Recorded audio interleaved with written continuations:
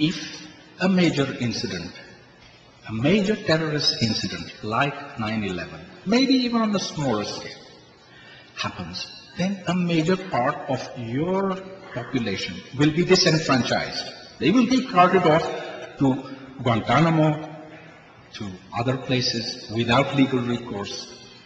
And that is something that is truly dehumanizing.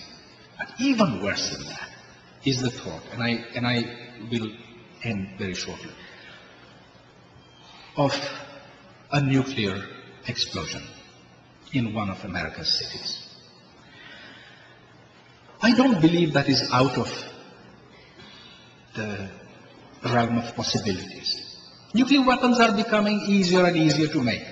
Now, if a physics graduate student was given a thesis project and told that you have to come up at the end of your thesis with a workable design for a gun-type nuclear weapon, which is not a very good weapon, it's not at all efficient, it's such a shameful waste of uranium.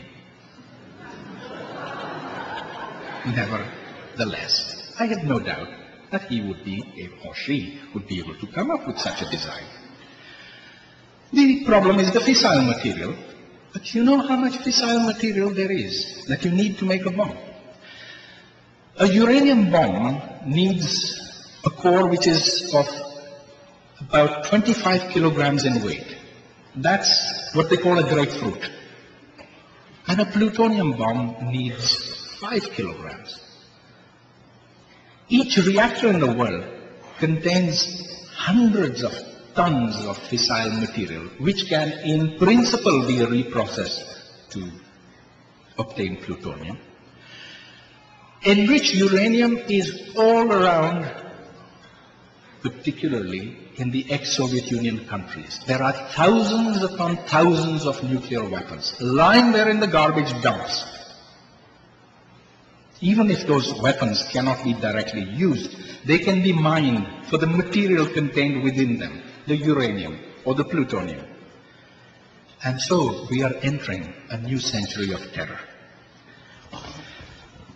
And now the question is, the real question is, how can the deepening mistrust between the United States and the rest of the world, particularly Muslims, be checked? How can we now keep our world away from nuclear catastrophe?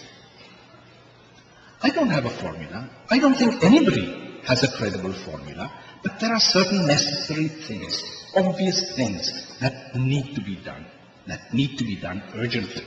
And it's got to be different. There's one set of things that Muslims have to do and think about.